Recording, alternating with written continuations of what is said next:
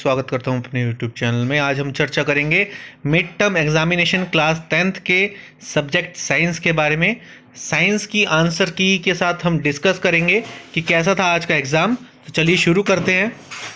तो total 5 sections में ये विभाजित था पूरा क्वेश्चन पेपर और 36 तक इसमें क्वेश्चंस थे। तो चलिए देखते हैं आगे। सेक्शन ए की बात करें, सबसे पहले दिया है दिए गए समीकरण में किसका ऑक्सीकरण उपचयन हो रहा है। तो पहला ए ऑप्शन सही है, आयरन का। सेकंड है वायु के संपर्क में आने पर Ag पर काली परत आ जाती है, वह है ऑप्शन बी। थर्ड है निम्न में से किस लवण का pH मान सबसे कम है, तो ऑप्शन ए। फोर्थ क्वेश्चन, जब CaOH स्क्वायर की CO2G के साथ अभिक्रिया होती है तो एक लवण बनता है। इस लवण की क्या प्रकृति होगी, माइल्डली बेसिक। इसका आंसर है माइल्डली बेसिक। और पांचवा क्वेश्चन है किस धातु में चमक है। अधातु पूछा है, नॉन मेटल पूछा है, आयोडीन और carbon. Carbon as a diamond और ग्रेफाइट।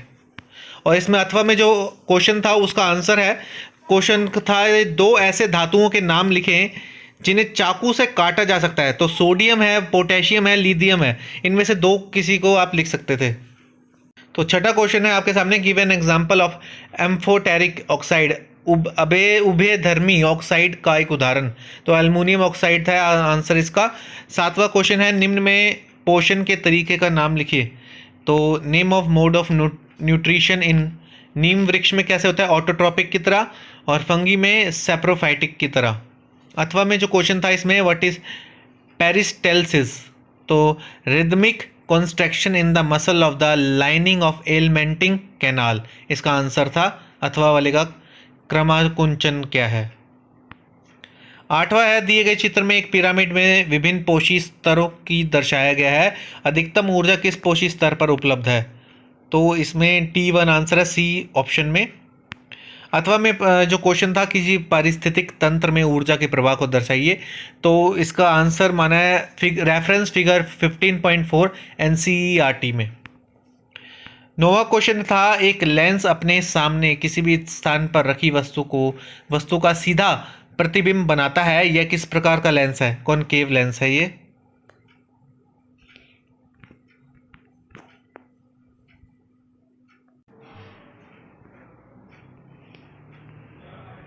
12वां क्वेश्चन आपने देखा, 13th देखा।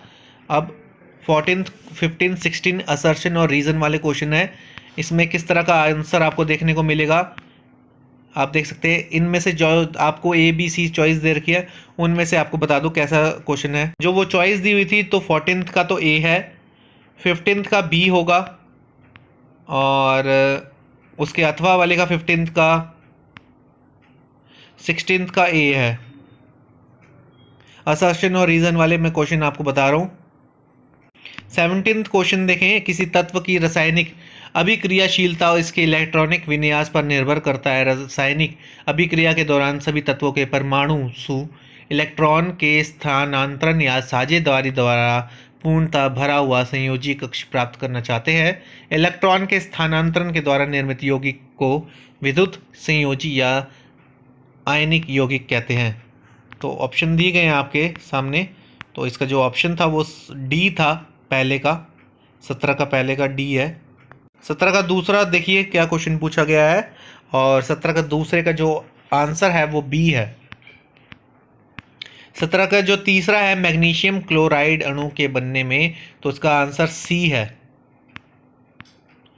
17 का चौथे का है सोडियम आयन का इलेक्ट्रॉन विन्यास है 2 और 8, यानी कि डी आंसर सही है। 17वां क्वेश्चन का पांचवा का आंसर सी है।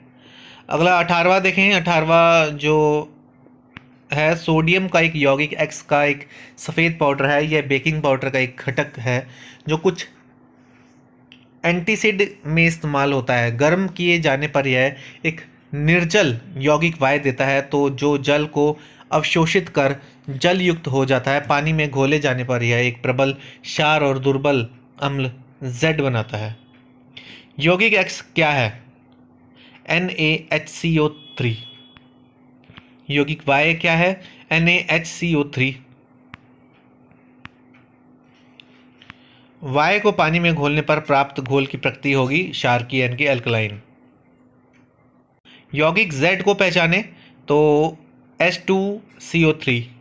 सोडियम कार्बोनेट इसका इनका लवण है, किनका? वीक एसिड, स्ट्रॉन्ग बेस, दुर्बल अम्ल, प्रबल क्षार। 19th देखें, गोलीय दर्पण अलग अलग स्थानों पर रखी वस्तुओं के अलग अलग प्रकार के प्रतिबिंब बनाता है। जब परावर्तित किरणें वास्तव में मिलती हैं तो वास्तविक प्रतिबिंब बनता है, और जब वह मिलती हुई प्रतीत होती हैं तो आभासी प्रतिबिंब बनता है। तो इसका पहला का था, जब वस्तु को अवतल दर्पण पर विक्रेता केंद्र पर रखा जाता है तो प्रतिबिंब बनता है वस्तु के बराबर। दूसरा है, इसमें आप चाहे दर्पण से जितनी दूर खड़े हों आपका प्रतिबिंब सीधा प्रतीत होता है। दर्पण संभवतः क्या होगा? आंसर है प्लेन और कॉन्वेक्स, समतल या उत्तल। थर्ड है, एक बच्चा एक जादुई दर्पण के सामने खड़ा है, उसके प्रतिबिंब में उसका सिर बड़ा, शरीर का मध्य भाग समान आकार का है और पैर छोटा नजर आता है। निम्नलिखित में से जादुई दर्पण के ऊपर से कौन सा क्रम सही है? अवतल, समतल, उत्तल। फोर्थ है इसका, वस्तु से बड़ा प्रतिबिंब प्राप्त करने के लिए इस्तेमाल की जा सकता है ए concave mirror but not a concave lens, एक अवतल दर्पण। अगले का आंसर है ए, निर्मित प्रतिबिंब वस्तु से छोटा होता है और बहुत सारे प्रतिबिंब देखे जा सकते हैं। 20वां क्वेश्चन है, हवा के अणुओं द्वारा प्रकाश के प्रसार फैलाने को प्रकाश का प्रकीर्णन कहते हैं, और सबसे कम तरंग दैर्ध्य के प्रकाश का प्रकीर्णन सर्वाधिक होता है। प्रकीर्णन हुए प्रकाश का रंग कणों के आकार पर निर्भर करता है। वायुमंडल के छोटे कण कम तरंग दैर्ध्य के प्रकाश का प्रकीर्णन करते हैं। तो इसका पहले का आंसर था काला। दूसरा क्वेश्चन देखें, वायुमंडल के सूक्ष्म कणों और अणुओं द्वारा प्रकाश की सभी दिशाओं में प्रसार क्या कहलाता है? प्रकीर्णन, स्कैटरिंग। थर्ड का इसका था, आकाश का रंग नीला प्रतीत होने का कारण है हवा के अणुओं द्वारा प्रकाश का प्रकीर्णन। फोर्थ, इस वायु के प्रकाश की गति है 3 × 10 8 मीटर पर सेकेंड। फिफ्थ है, खतरे के निशान को लाल रंग का बनाया जाता है क्योंकि लाल रंग का प्रकीर्णन सबसे कम होता है। अब 21वां क्वेश्चन देखें आप, उसका के सामने आंसर दिया गया है। मैग्नीशियम और हाइड्रोक्लोरिक अम्ल के बीच की अभिक्रिया का संतुलित समीकरण लिखें। तो आंसर आपके सामने है। 22वां क्वेश्चन है, एटासिड किस प्रकार कार्य करता है? By neutralization of excess acid formed. 23वां है, हमारे शरीर में पूर्ण पाचन का क्षेत्र क्या है? कार्बोहाइड्रेट और प्रोटीन के पूर्ण पाचन के उपरांत बनने वाले उत्पादों के नाम लिखें। तो स्मॉल इंटेस्टाइन में क्या बनता है? ग्लूकोज, अमीनो एसिड्स, ये सब लिखना है आपको। 24वां है, पश्च मस्तिष्क के दो मुख्य भागों के नाम और उनके कार्य लिखे। तो सेरिब्रम और मेड्यूला ऑब्लांगटा और पॉन्स। अगला 8वां में जो था उसका आंसर कोऑर्डिनेशन, कंट्रोल और इन्वॉल्विंग फंक्शन इनके हैं। उनका था आंसर मानव शरीर के किन्हीं 2 अंतर्स्रावी ग्रंथियों के नाम और उनसे स्रावित होने वाले hormones. Adrenal glands, aldosterone, pituitary glands antidiuretic hormone निकालता है ये। 25वां, जैव मंडल में अपघटक का अस्तित्व आवश्यक है, क्यों? Because they break down complex organic substances into simple organic substances that can be absorbed by the plant. 26वां प्रश्न देखिए, गोलीय दर्पण द्वारा निर्मित प्रतिबिंब का आवर्धन है -3। इस कथन से प्रतिबिंब के बारे में प्राप्त 4 जानकारियाँ बताएं। तो real, inverted, magnified, beyond C. 27वां सेक्शन सी की बात करें तो रासायनिक रूप से प्लास्टर ऑफ पेरिस क्या है, किस प्रकार तैयार किया जाता है, इसका मुख्य इस्तेमाल बताइए। Calcium sulphate hemihydrate on heating gypsum at 373 K। 8वां में जो प्रश्न था उसका आंसर है थर्मिट रिएक्शन, जो दिया हुआ है आपके सामने। अब क्वेश्चन एक बार देख लीजिए, 28, 29, इसके बाद के सारे क्वेश्चन देख लीजिए, उसके आंसर मैं एक साथ ही बताऊंगा आपको। क्वेश्चन देखिए 29वां, धमनी और शिराओं के 3 अंतर को सारणीबद्ध करें। गमले के किसी स्वस्थ पौधे की पत्तियों के ऊपर वैसलीन का लेप चढ़ाकर उसके रंध्र को बंद कर दिया जाता है, यह क्या ये पौधा लंबे समय तक स्वस्थ रहेगा? 32वां प्रश्न देखिए, और अब उसके बाद आप 32वां प्रश्न देख सकते हैं। 33वां चित्र की सहायता से विलंबित सूर्यास्त के कारण की व्याख्या करें। अथवा में प्रश्न भी दिए गए हैं, सभी की आंसर की चर्चा अभी कर रहा हूं मैं एक साथ। 34 भर्जन और निस्तापन में अंतर बताइए।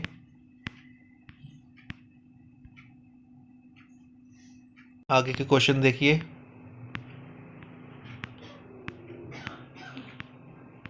35वां क्वेश्चन, मानव उत्सर्जन तंत्र का एक चित्र बनाएं और किडनी, मूत्रवाहिनी, मूत्राशय, मूत्रमार्ग का नामांकित करें। 36वां है, दूरदृष्टि दोष क्या है, इसके होने के 2 कारण बताइए। अथवा में एक व्यक्ति की आंखों के निकट बिंदु 1 मीटर है, या किस प्रकार के दृष्टि दोष से ग्रसित है। ये क्वेश्चन थे और अब हम आंसर की चर्चा करें। तो सेक्शन सी से हमें आंसर्स देखने थे। सेक्शन सी से देखें, कैल्शियम सल्फेट, हेमीहाइड्रेट, और ये सब दिए गए आपके सामने। On heating Gipson for supporting fracture bones in the right position, answer है इसका 27 का। उसका और का आंसर था थर्मिट रिएक्शन, दिया गया आपके सामने। 28 का आंसर देखें किस तरह से करना था, और बी 28 के ए का आंसर, 28 के बी का answer calcium ion oxide ion. 29 का आंसर बताया रखा है एनी थ्री डिफरेंसेस बताने थे उसमें।